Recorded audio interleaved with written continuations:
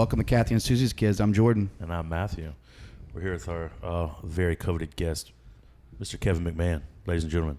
What's up, buddy? What's up, man? It's good. Good to be here. Kevin, man, we appreciate you coming on. Guys, for those of you who don't know, Kevin's a good buddy of mine. How long did we meet, man? How long ago was that? It was 9 years, 7 years, something like this. In between that area, I don't know. It's all a blur. Yeah, they say it's fun when you're having fun. It's probably a blur because it was the first Neptune year. Oh, yeah. For us. That's true. So it's been at least 7 years, maybe 8. Take a guess. Age range would be, yeah. But anyway, Kevin is a very unique person, and I was explaining to Jordan before we actually started recording, y'all, that there's never been a conversation I've had with this guy where I just wasn't in awe of his stories. These are facts. So all week I've been sitting here, thinking, man, where to get Kevin started at. But tell us about where you're from and what you do now for a living, Kevin. Okay. Well, actually, I was born here on the coast in Singer River Hospital, Pascagoula. Moved around a few different states, and then I came up in Jackson, Mississippi, is where that's all my formative years. Grade school up through high school through college as well. Okay. Yeah. And then you moved back here. I did. And what do you do now for a living? So, eventually I found my way back down here to the coast. I always had my eye on the coast, being born here, and I always thought it was a great spot to raise kids. And so that's what I'm doing. One of those sort of, set some goals or, set some goals in life. And, that's one of the things that I kind of had my eye on, raising the kids down here. That's what's up. I'm here. I really want to know, let's just go straight to the point, is you used to rap with David Banner. Okay. Yeah, let's just go send it, right? Like full send. All right. Tell us who David Banner is. I know there's some people who know, but there's some people who don't know. Yeah. But go ahead and give your background on David. So part of my come up there in Jackson, I lived in South Jackson was a part of town that where I lived, and fact of the matter is I was a rapper in high school. What was your rap name? Come on. You know it. If you don't want to say it, you don't have to. Okay, no, full disclosure, I'm going to tell you guys everything. All right. My rap name was Copper Top. Copper Top. It was. Redheaded. It was. Yep. I had a big red mop, man, a big red sort of like curly sort of fro kind of thing. Not a full fro, but, yeah. So that was my rap name. So we can find you on the album. So you're kind of like that older version of that Jack Harwell. I can see that. That new Jack Harwell out of Louisville or Louisville. You want to lay down a beat for us? No, I'm just kidding. Maybe on the next podcast. Well, that's a fair comparison. I'll take it, man, because that guy has game. Yeah, he does. He's good. Absolutely amazing. But no, so I just came up there in Jackson. I was into that scene. I mean, there were really talented artists. And Jackson is a really creative city that's produced a lot of great writers, entertainers, musicians, all that sort of thing. Really, our whole state, a lot out of Jackson. And so, these are my, this is going back when I was 17, 18, 19 years old. And so Banner and I lived sort of in, neighboring sort of part of town, so to speak. Just met him through music. I had a little group there. I went to Forest Hill High School. We had a little group there. And, we were just putting it down, talent shows, that sort of thing. Linked up with Banner. And, a little bit about Banner back then, I'll say this. He was the first peer in my life where I really learned work ethic. Okay. And I'm not talking about like your parents getting you to do chores or something like that, where you just saw someone's drive that came from him and that drive for success, and that, he was going to get that, attain that through hard work, because, I'm 17 years old. Man, I had a different agenda. Oh, for sure. My agenda then was like, I just wanted to smoke a little bit of weed and chase girls or, that sort of thing, make some music. So, I go pick up Banner. Say, man, come by, the house, pick me up. We got things to do. So I'm like, that's what I thought we were about to do. And no, I went pick him up, and he's like, no, we're going to go here, here, here. We need to see this person here. We're going to go to this studio here. I got some business to handle here, whatever. I'm like, okay. All right then. Open your eyes some to the real world. Well, and what it takes to be successful. And I think it's one of those things you don't, when it's going on in real time there, you might file some things away. Right. But I'm just like, man, what is this? I'm not interested in this, man, and work. I don't want to do work, man. I want to go do fun, do other stuff. I struggle with that now. Don't we all? Yeah, I think we all do. So were y'all, did y'all get to the point where y'all were, dropping mixtapes out of the back of the car? No, I did one song with Banner. I did one song with him that he produced that I rapped on, and he rapped a little bit, and that was just like a demo style tape sort of thing. So I didn't even sell it or anything.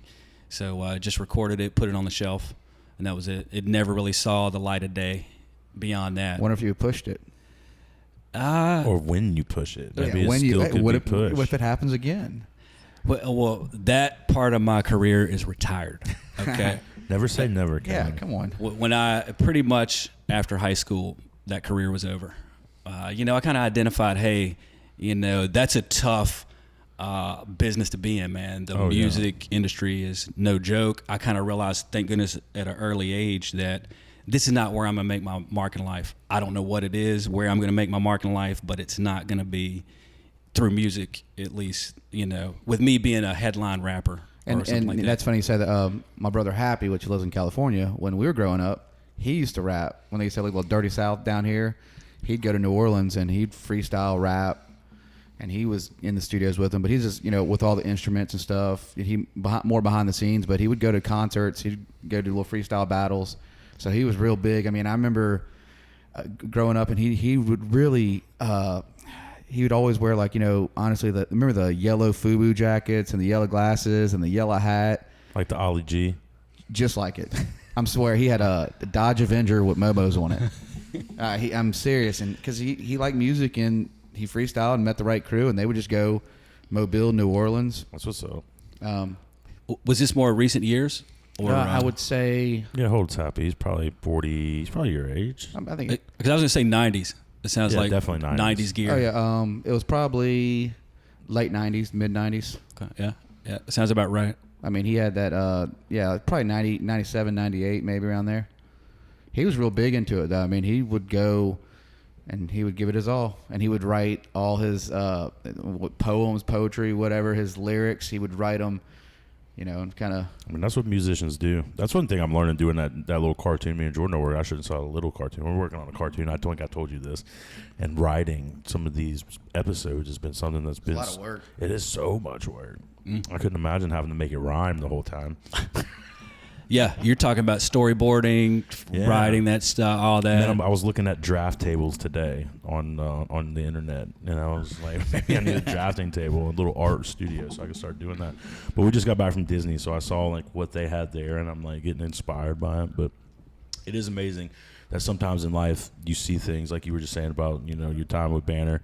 You didn't really take note of it then, but looking back on it now, you were like, man, that's really where it all started. That's where you saw it. So take us from that. We got Copper Top live coming in next one, but you retired the rapping game. What are you doing now? You got 2 kids. I know you're coaching a lot of soccer. Wow, what's going on now? It's a lot going on now. But look, one more thing with Banner. I'll say this, while we tie a bow on that part right there, is that's also too, I think, longevity. And when you see people who are continuing their success and they have that, longevity of success, that they're not doing it without hard work, so that's kind of what I keep going back to. And, even growing a business here in South Mississippi, coaching kids, it's kind of the common thread, I think, throughout all, whatever I get into is, emphasizing that work ethic. Yeah. What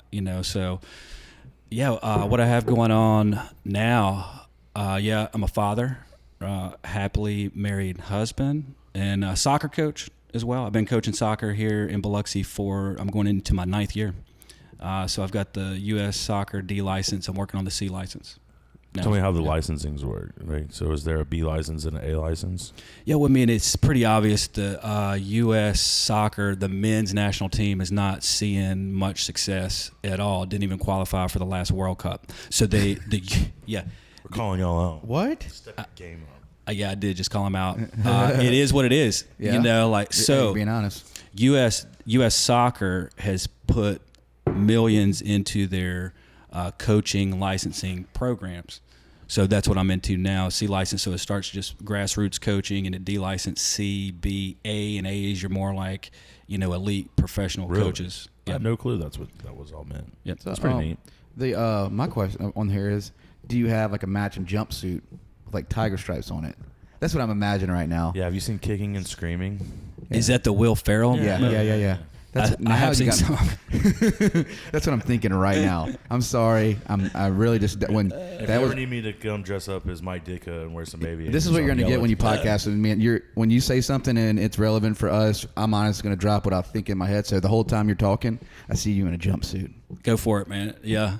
Maybe that's what the thumbnail should be. Yeah. Well, you know, I played soccer in Ocean Springs. I have cerebral palsy, but like growing up, we had some surgeries. But I played defender, and that's our friend Micah, Corey. He was good at it. Yeah. And I played maybe 6-7 years. So I remember then, you know, having like how much support compared to even played football. But I remember playing soccer and the devotion of parents and the temperament, like.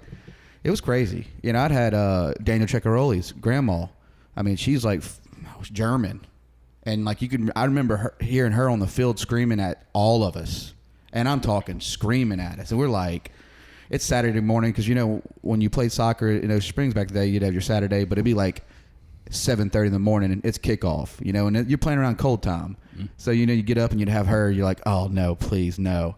Because she would scream so loud. We're kids and we'd be like, oh, snap. But every game, doesn't matter. Every game she was there. You got those parents now that are screamers.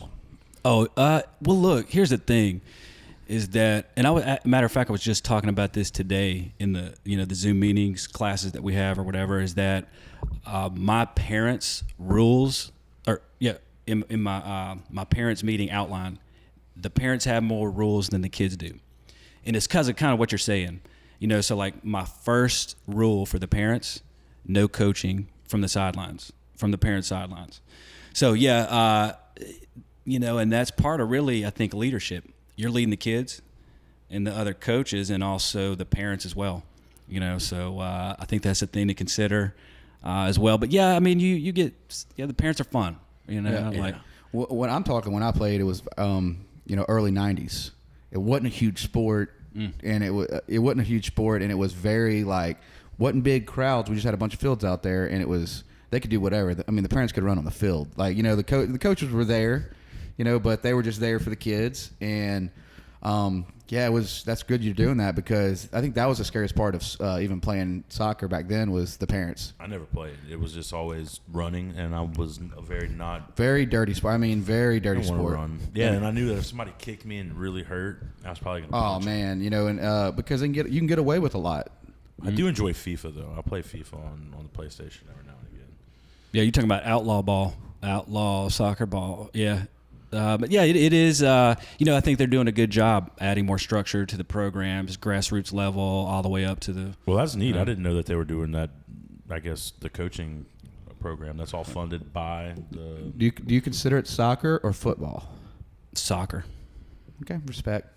Yeah, I would call it soccer, but we're American. That's what we're supposed to. But I mean, call it, it's right? a huge sport worldwide. It's the largest sport. I've been down to Mexico and they play it down there. Yeah, I mean it's just anywhere there's a random field, there's people out there playing soccer. Our buddy Micah that we play with. I mean, one of our best friends. His girlfriend's Mexican, and he plays with the Mexican restaurant families. Like still to this day, they still get out. Like I mean, they have these tournaments, and it's like he's like, dude, it's dang, and they'll play sand soccer. Oh yeah. All right, Kevin, what's the most difficult thing as a coach trying to get through to these kids? Because I coached Little League at one point, Little League football, and I was not mean, I was not harsh, but the kids cried sometimes whenever I would tell them to do things. And I didn't know if it was because of my voice, and these are 12-year-old kids, and I'm like, no, you got to block your player to the right, and they just look at me and they're like, you got to what? And I'm like, hey, man, is it just the world? Pull off the stand.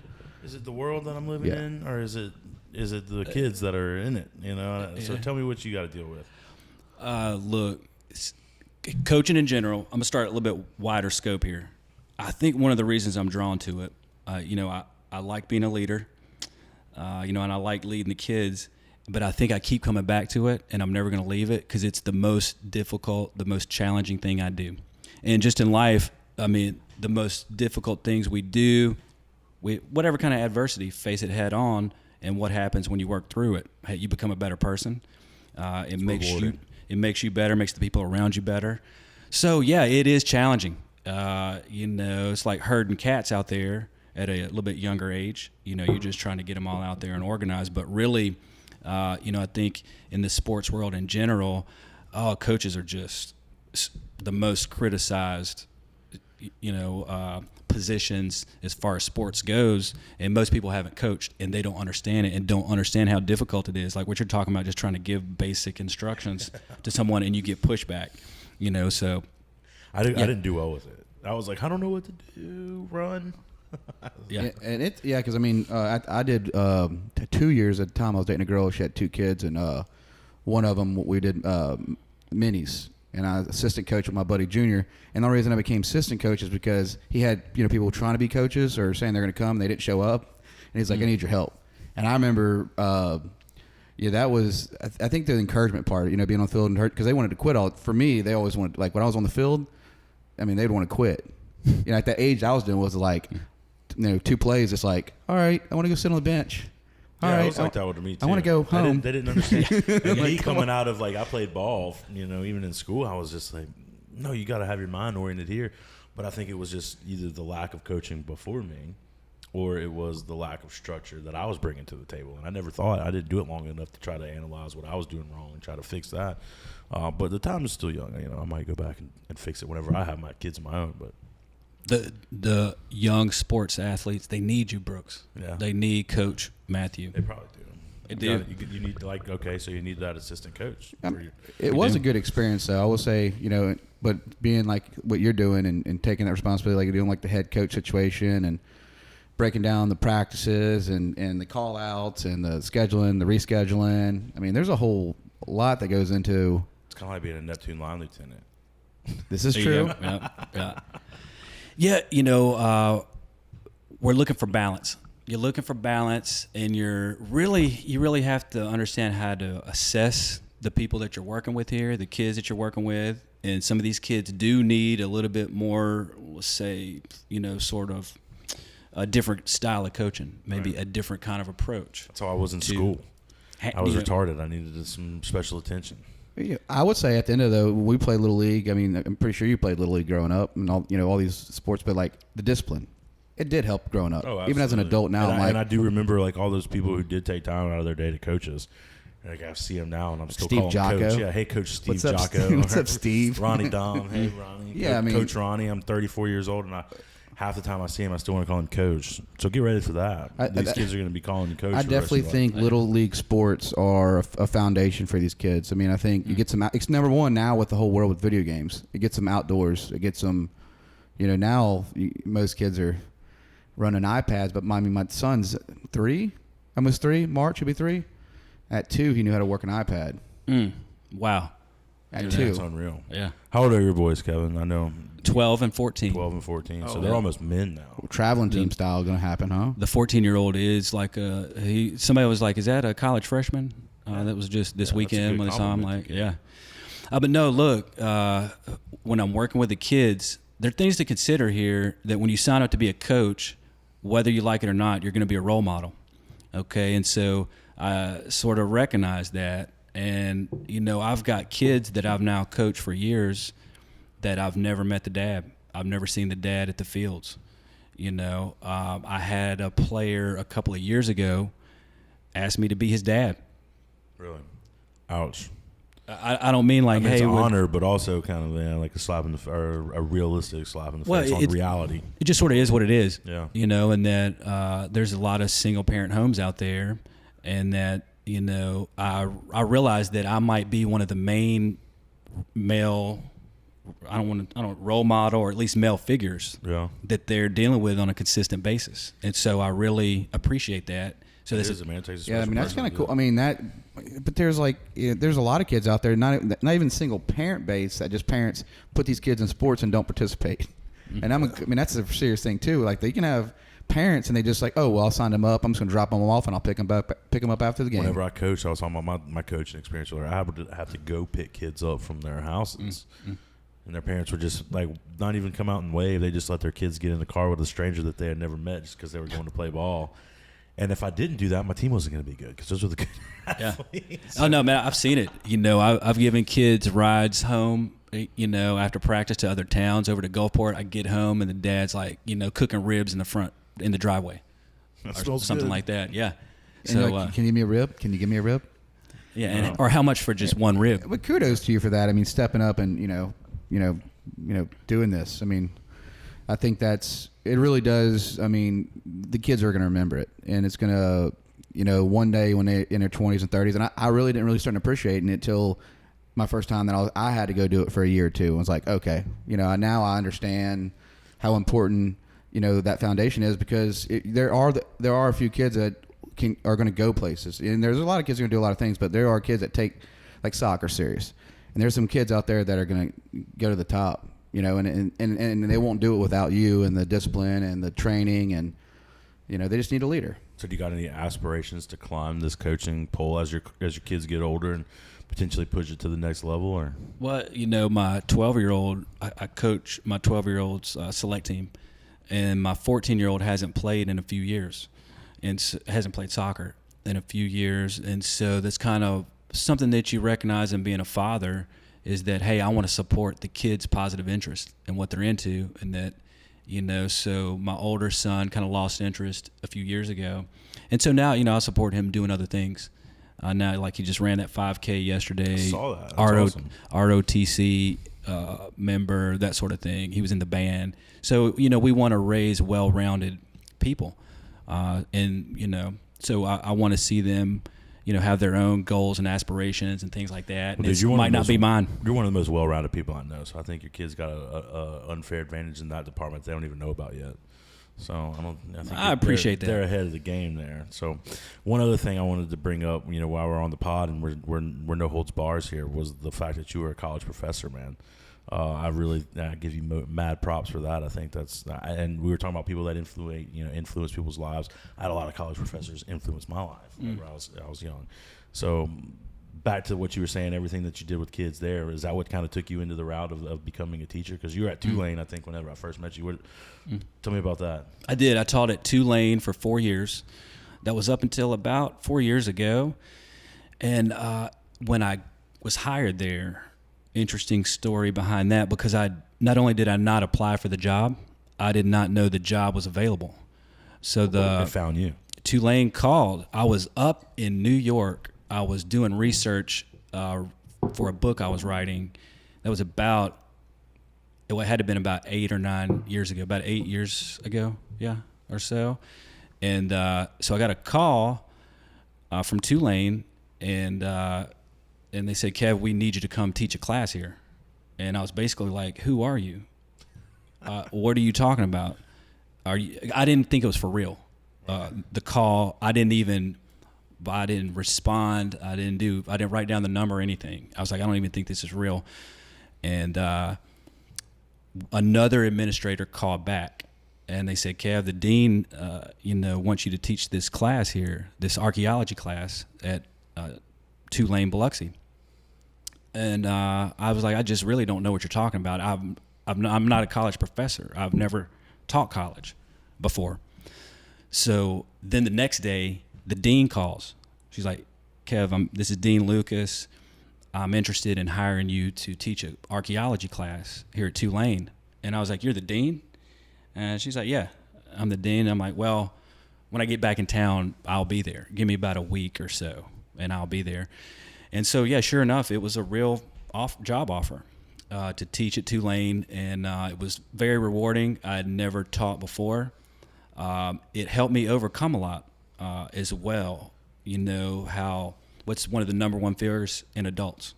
Public speaking. Yeah, failure. Public speaking. And yeah, what that's else? true. Yeah. I mean, and patience. Yeah. Yeah, man, patience. That's life in general, man. You got to have it. So, it turned out great. I taught there for 4 years. I taught one class per semester, so I taught 12 courses there. 4 different ones. So I taught, or 5 maybe. I wrote. So I wrote all the classes. You know, I remember when I was getting trained in archaeology a couple of decades ago, and when I was fresh out of college, and the guy training me, he told me something that I've kept with me to this day. He was a former Army Ranger, airborne, and he said, "Kev, look, it's okay if you've never done something before. You just act like you have done it before."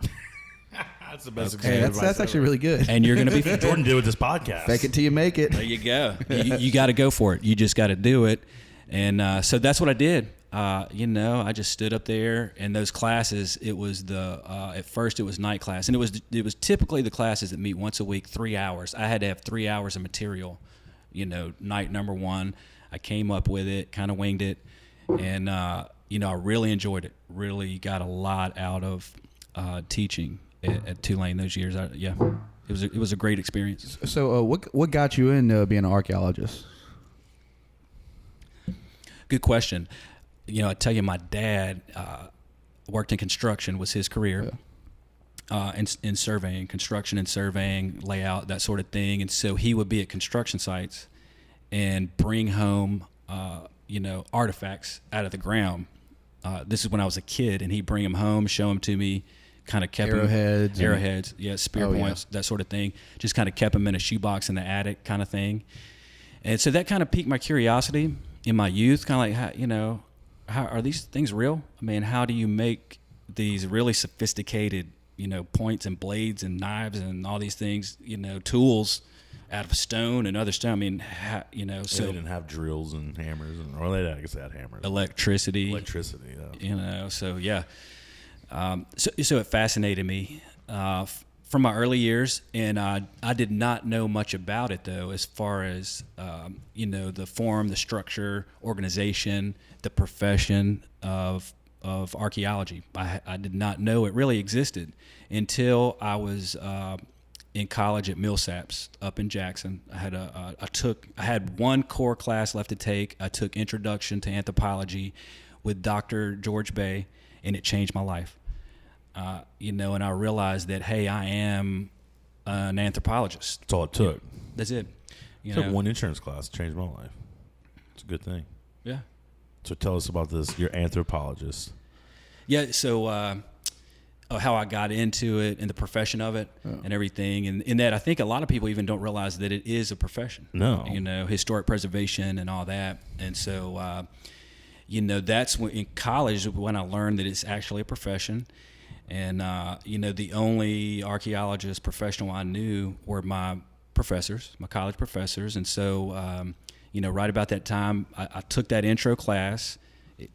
Class number 2, I realized I was an anthropologist. Later on, became a trained archaeologist. An anthropologist is... What's the difference? Anthropology is the study of culture. And so it's almost like if you picture it, that anthropology is the umbrella, and then you got archaeology, you got different That's what holds the umbrella up. Bioarchaeology, yeah. So, yeah, forensics and all that stuff falls under anthropology. And then in the broader scheme of things, anthropology is the study of culture. So I kind of realized, like, man, that's what I do. I enjoy studying different cultures and almost kind of like cherry picking the things that we like from other cultures, you know, and enjoying these things. I feel like we need to go somewhere with him and just like start digging. I agree with this. I want to do this. He does it on the reg. Yeah, he'll bring it. I mean, I wasn't trying to cut your story off, but I'm saying, like, I think I forgot the YouTube channel that I'm into is the guy that lives in the ghost town on YouTube. Have you watched that? I never have. So I'm gonna send it to you. I'm gonna butcher this, but you just pull up living in a ghost town. This guy bought in California. He bought a property maybe a year ago with a couple buddies, and it's an old mining town, Cerro Gordo. He owns it, like him and his buddies, and he's probably in his 40s, and like he's been, you know, going around there finding old Levi jeans from the 1800s, old. Like, just old gear. Because I mean, it was a mining town that was abandoned, and it had a saloon, but it burnt down while he was, you know, they're trying to restore it so people can visit. So he's up there with, you know, excavators and stuff, but he's been finding old, you know, medicine bottles, and like I said, the big thing is finding like old jeans. And he goes into these mining tunnels and finds all kinds of like artifacts, and it's kind of cool because that's what I love. I enjoy going, what? What's the coolest thing you dug up? Yeah. Whoa. Okay. Yeah. Well, look, one more thing, man. I got one more thing about that experience and coming out of Millsaps when I decided I was going to be an anthropology major, and that my grandfather told me, he said, look, son, there's only one job in the world for an anthropologist, and Margaret Mead has that job already. He pretty much told me, like, you're not going to get a job in what you're doing, you know. And not only did I get a job, you know, I became a job. I became a company, in part doing archaeology, you know, and becoming an anthropologist. So I was impressed that he knew who Margaret Mead was. I don't. At Who's all. Margaret Mead? She was an anthropologist. Okay. Yeah. So that was the joke, you know, that he had, that she's got the only job available. So It was kind of it's pretty much a gamble for you. Pretty much like when you dove into it, it was like, I'm gonna do my passion, and you know, it's again coming back to balance almost, really, in that you know, you want to follow your passions. You also need to make a living. You need to support a family if you want to. You know, so you want to enjoy what you're doing. And so but I don't think it's going to be all the way good on everything. You can't just go for your passion. If your passion is, I don't know what it might be, that, you know, you can't make money Spread yourself doing thin. that. Yeah. And so, it was really a passion, you know, in that second day in that class when I realized, like, hey, I mean, I'm already an anthropologist. Now I'm going to become a trained anthropologist. So, you know, I think I was just sort of following that interest, that passion, what I was into. And then even though I only knew 2 professional archaeologists, those were my professors, I still just had confidence that I'll figure it out. I mean, you're the first one I've met. I'm 34.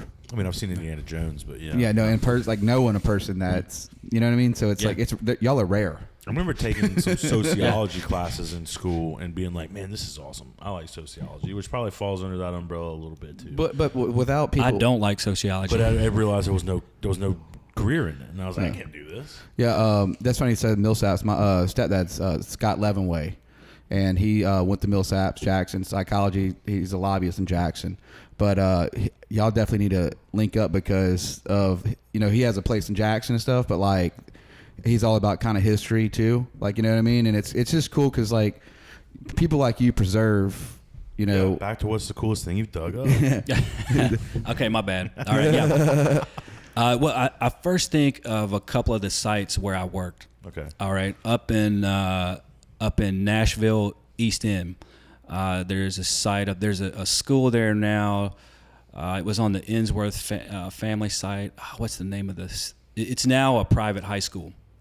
You know, one of these kind of private high schools, you pay like 20 G's a year. Oh, yeah. To attend there. So No big deal. More, something St. like Martin, that. it was free. It is Innsworth School. It's the Devon Farms site up at Nashville, East End. So it was a burial site. And so there were more than 80 burials that we identified at the property, where it's now a private high school. Creepy. So the Kinda haunted. Yeah. So we excavated. I forget exactly how many we excavated. I excavated about 4 of the burials. So I'd say that was quite interesting experience. Got to be very tedious too, right? I mean, it's a lot of bones.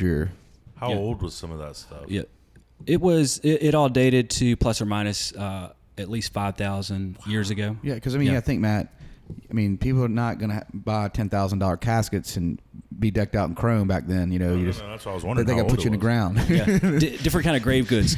So yeah, they have like amazing cash blades. There's really amazing artifacts that were coming out, of the ground up there.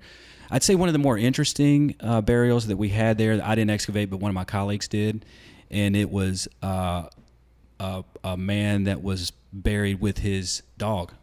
Really? And this goes back about 2,000 years old. Is what? That burial dated back about 2,000 years old. So it really shows like hard evidence of man's best friend. Domestication of dogs. I mean, he was obviously the man's right hand man, buried with him. Kind of makes me wonder how they went down together like that. I mean, yeah, do they do like any kind of was it wrapped in claw? I mean, how did y'all kind of get any kind of evidence of how they actually buried people? Most of that sort of disintegrates. Okay. In anything that was like that, so there are no sort of those sort of artifacts remaining. Really, what remains are the bones, rocks. You have some ash. If you have like a burn sort of feature, that sort of thing.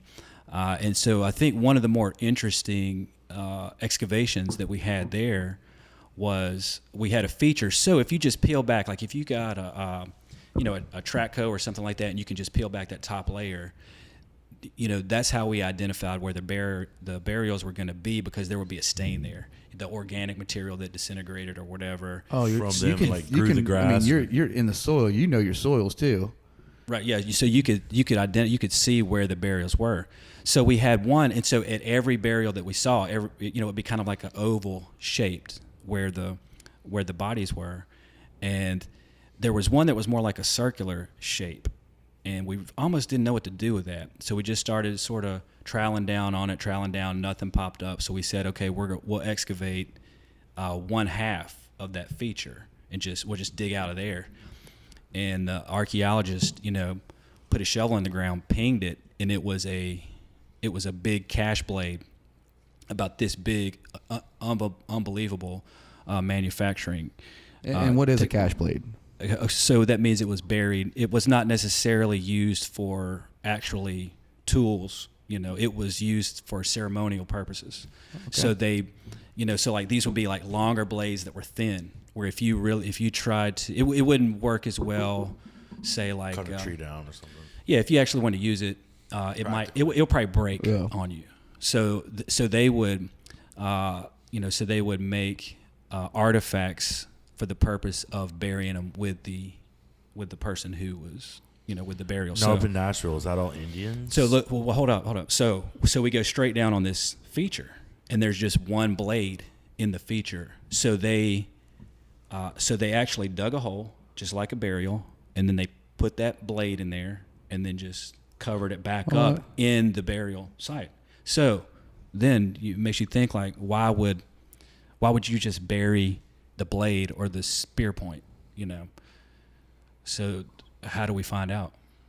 Dig further around it. That's crazy. Yeah, I mean, why would they do that? So my thought was this. My thought was it was represented someone who didn't come back. Oh, that's good. So you might have had someone go away for hunting. You might have had a rival, but another group nearby or something like that. There's no telling. But it might have been just for somebody who went off on a mission or something like that and didn't come back. Is something to think about. That's a really fun part of the science of archaeology that you get. I didn't even think of it that way. It's also you can be creative. And I think our camera died on us, guys. So guys, we had a little audio issues, not audio, video issues. Yeah, but we're back. And we're back. So let's go back into. So you found some crazy stuff. That's not even that's a discovery right there. Yeah, back to my original. All right, question. So in 5,000 years ago in Nashville, that was Indians, I would assume. Yep. Okay. Mm-hmm. And then, like, you were just getting into the creativity of the, what is this? Why is this? And that's kind of what I always thought whenever I would watch, like, the Indiana Jones, and you see the calligraphy. Or is it calligraphy on the walls? Is that what it's called? Yeah, and I'm just like, why would they put that? What would they put that? What was their meaning behind those things? There's always meaning behind stuff, right? So, where else have you been? What are some other cool digs that you got to experience? Yeah, as far as in the U.S., that's by far and away the richest dig that I've ever worked on. That's 80 people. Yeah. That's a lot. It's like 82. It's a lot of people to go. Hey, that's a whole village, pretty much. And if we found 82, there would have been more. I'm sure there were more right down the road. Yeah. So it's a little bit, and the way it works is that in the U.S. It's called Section 106 is the actually what started sort of professional archaeology, so to speak, and so that's sort of the law and the guidelines and all that sort of thing on that sort of governs excavations and things like that, and how we handle our our historic resources. And a difference is that was on private property, a private, school, all that sort of thing. So the local tribe was engaged. So we had a Cherokee Indian representative out there with us a couple times a week to just observe and that sort of thing, what was going on. So it was a little bit different as far as, the laws and everything that were applied in this situation. Right. Where if this was on a public property, Be a lot different. you'd had a whole lot different situation. Yeah.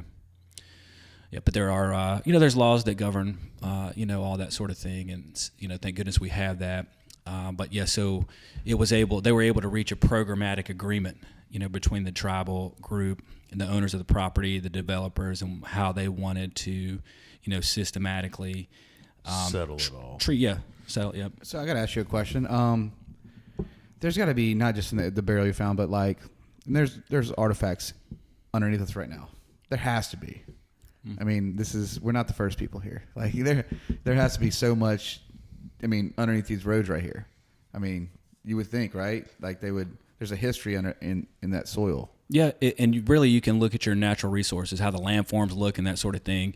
So like under the bottom of the ocean, they might find, buried digs, just off coastlines and things like that where previously it might have been exposed, So, yeah, I mean, you might hit a lot of swampland here or something like that where it hasn't changed for hundreds and thousands of years. So you might not find anything there. But within the last, I'd say 20 to 25,000 years, if you've got a suitable habitat to live on, to pitch a tent, then you probably have artifacts there. Something there. Yeah, you do have. Do you have? It's like we talked about like doing second nature of like learning how to or develop anything, but like, do you have a sense where you kind of see something and since you're in your position you are, have you ever been like walked up like there's got to be something here and actually zone that off and reported it and started digging?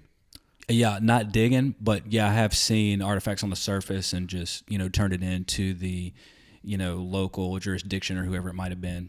So typically, like, how deep down do you start seeing artifacts, or what's the telltale? Like, they say everybody's buried 6 feet under, but that's present day. So if it's something happened 2,000 years ago, how deep would that be? So around in our area here, most artifacts are buried resources. You normally don't see too much on the surface just because of the way our sort of, the way the natural resources are here. Things get buried.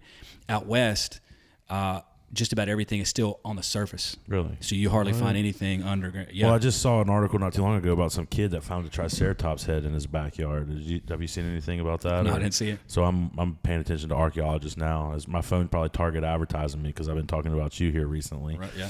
But it was like, I don't know, three doctors or three archaeologists or professors or whatever, and then this little kid in his backyard. And I think I saw it on Facebook, so it might be fake. Who knows? But anyway, the kid was proud, and he was talking about, like, and I'm sitting there thinking, like, how deep down would that have to be for him to find it? Yeah. And you're saying if it was out west, not deep at all. Yeah, and that's also paleontology. Okay, so well. Different. Yeah. Okay, yeah. So we're new to this, man. Like, I'm not gonna say like, there's no we're not trying to do the expert thing for this for sure. Or figure. No, but I get it. Yeah. I get the same thing. Like people, you're an archaeologist. You find some gold, dinosaur eggs, dinosaur bones, that sort of thing. That's paleontology. So, to my knowledge, I've never found a dinosaur bone that I, confirmed that it was a dinosaur bone. No, yeah, but that's interesting though. The Triceratops head, it had to have been buried. Yeah, it had been buried out there. I think all that stuff would be. But you can pull your phone out. Okay. You want to? Yeah, we're in no rush. Okay. We're in no rush, buddy. Man, there's so much to attend to on this phone. It's scary. Yeah. I'm not gonna do it. So don't have you do it, but I'm gonna do that. Please keep that. We're good on that. Okay. No. Paper towel's right there. Well, that happened. Can we keep that in, please? Look, we know we have a level table here. Look at this. It's not even running level. off. It is level. Yeah. It is. It really is level. Got it plumbed out. Well, let's see. I'll tell you. Another one of the more interesting places that I work doing archaeology was down in the Yucatan. This is 18 years ago when I was in graduate school at Mississippi State. And that the middle summer of my 2 years, I lived down in the Yucatan for 5 weeks doing archaeology, working on an archaeology project, down just kind of, maybe a couple hours from Cancun to kind of give you a point of reference where I was. But just had flying to Cancun, head straight into the jungle for a couple hours. That's where we were. Is that Mayans? It was Mayan, yep. Mayan site, probably 1,500 years old to 2,000. That's something like pretty that. Sweet. And that really is sweet. Yeah, really cool pyramids, all that that they had there. My role there was I used to be a licensed land surveyor as well, so I had my own equipment and everything. They had it there, but I kind of led the mapping crew on that project. So I didn't do any excavation at all those 5 weeks, but I basically led crews of local Mayans who were working on the mapping project with me. So we basically just walked all over the site, mapping it, mapping in all the features, the pyramids, elevations, stuff like that. Yeah. So that was in 2002. And what's the mapping? What's that? That's cartography. No. Cartography. Yeah, man. You're getting Look it. at you go. Yeah, You got that one. Yeah. Matt. Oh, let me test my audio. Hold on. Are you off? I just started spiking a little Cartography. bit. We're gonna have a little spike with this probably. Man, we got all kinds of archaeology, anthropology, cartography. There's just a lot of big fancy names. We are getting so fancy in here, Yeah, man. I mean, I want to come really up with my own knowledge. honestly, at the end of the day, you're like my little boy Oliver. He digs and tries to find gold. I mean, his imagination's running wild, and I think, like I said, I'm fascinated. Like I actually, me and Matt, like one of my favorite things to do is I love owning art. Like Marty Wilson is one of my business partners, so he's actually the godfather of my son. So he the reason I live in Gulfport. So, he's big in art, but like a lot of his art is in like these museums. And then I get to see these old artifacts. So I'm fascinated with like an old rod and reel. Even though I'm not a big fisherman, I'm like, they made stuff so much better. And imagine 2,000 years ago, like they didn't have the resources and like these arrowheads. It's like, it took somebody a lot to get an arrow to go hunt. I watched a video one time on a guy that was trying to recreate that stuff, and he was actually doing it. And how he notched the points on the arrowhead with a rock and like another rock, 2 rocks essentially, was unreal. And this was modern day, and it was just like, he's like, let me get my tools. And he comes back with 3 rocks. And I'm like, those are your tools. Yeah. And that's the fascination that is the fascination of like hold on, I'm probably having a little mic difficulties, but that is the fascination with, the effort that went in. Of like the stuff you find, like it's something like you see and you're like, but it kind of brings you back like, well, how do they do that? How long did it take them? Yeah, right. So that's called flint napping. Flint napping is when you're actually like, chipping away to make that tool that you're making. And when you get into it, people who do it now, you get purists who say, okay, I'm only going to use the tools and whatever resources I have that were the same that the native Indians had, a couple thousand years ago. You have got to watch our episode on the LARP. We went and had this guy do that in front of us. I was kind of proud of him too. I was too. So you seen where we did the live action role play, like where we had the outfits and we went and did the medieval festival? I did. So we went to one of these guys' tents and he was actually doing that stuff. And he was what you just described. He was using the tools that they had at time. What's that called again? Yeah. Oh, flint napping. Flint napping. Flint napping. He did what he did at stamps. He did he carved out wooden sections to make stamps for a jacket. And it was like crushing up flowers and making the ink out of the flower color. And it was like that much effort to make these really beautiful jackets. When he could have got on Amazon and been like, I wanted to say this. And he had his son with him, you could tell, but like he didn't come out of character either. And there was no way to get it. He was talking like he had it but he created so many things. Me and Matt sat there and hung out with him. We're like, what? But like if you've seen his work, it's like, he's like, that's what he does. Like, yeah, I'm looking for the easy way out on a lot of things. Yeah, and then you get some, modern flint nappers now. Yeah, they'll use anything. They'll say, hey, well, they A might not Dremel have tool will do had, this. yeah, copper or metal or whatever around, but I'm going to use it because I got it. And and then you have some who are like, I'm only going to use rocks and deer antlers, and that's all I'm going to use as my tools to make these amazing, oh my God, the craftsmanship is just out of this world. So what are some of the I've, things I've tried it myself. I just can't. I've not been able to do it yet. What are some of the things that you've collected over the years, like some of your personal keepsakes that you got that you remember things by? Yeah, that would be more like my personal sort of work experience and things like that. So artifacts, I don't have any that I keep for myself.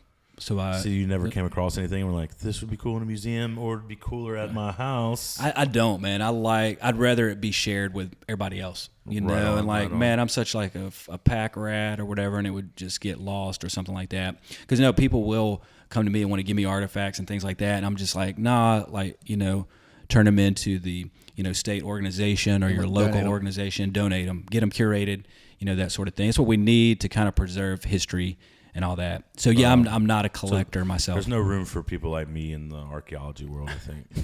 I'll just talk to them. I'll meet them. But I mean, you probably get that. I guess you could say certain kind of like we talked about earlier, like you do running and stuff, like that runner's high. You get that kind of like when you do discover, you do find that. What is that? What does that feeling like? Yeah, most definitely. Yeah, it is cool, man. Especially now going out and doing survey. So if you're out doing survey through the woods or that sort of thing on, maybe some military property, public land is where a lot of times the big surveys will be. And when you see that landform, say maybe on your transect, and you're like, man, that looks like a spot I'd pitch a tent right there. And then you go down, stick your shovel, and you hear a ping, and you find something like, man, I'm reconnecting with this site and these people here that have not been connected with physically like this in hundreds of years, maybe thousands of years. So yeah, it is a neat high. It's a good way to put it, I think. And that we, with that feeling of discovery in general, I think that we as humans like to feel like, hey man, we're discovering something new, doing something new here. So yeah, that's a kind of a connect. I haven't thought about it that way, but I think that is a way to look at it, that we are connecting with people that were here before us. And yeah, that's kind of why I'm like, oh man, that's sick. I wish I was there. It is, with you. dude. Like I would have go dig with. I told you we had to get Kevin on this podcast. I'm so glad. Well, this sounds like we're at our hour mark. You want to do part 2 coming soon or what? Yeah, man, let's do a part 2 to come back on for sure. Man. Hey, does my mic sound a little weird? No, just your voice. I mean, my voice sounds No, weird. you're good. It sounds like a. Anyways, but for guys, y'all need to subscribe, like our stuff. I know we don't promote that, but Yeah, you guys check us out. You give us a share, give There's us a follow, start to comment, and we're gonna start putting our email address out there so you guys can write in and start interacting with us. I think that's we have like 91% of people don't like or subscribe our stuff, and that's cool. But we really appreciate y'all checking out. Yeah, we're figuring it out as we go. We didn't know that was something we need to focus on at first. We just wanted to get our message out there, and so we've done so. And we're being greedy with our stories. Like we're having a story with you, and if somebody listens to it, we always say like podcast second. If we impact one person, then it's cool with us. Like, and but we are going to start stepping it up a little bit, and you're going to be seeing a lot of cooler things. You're probably going to see us out there, probably digging with him and having fun. But yeah, man, it's been a great podcast. Yeah, absolutely, Kevin. Thanks for coming on, guys. Thanks for checking us out. Catch us on the next episode. Jordan and Matthew. See you guys later. Talk to you later.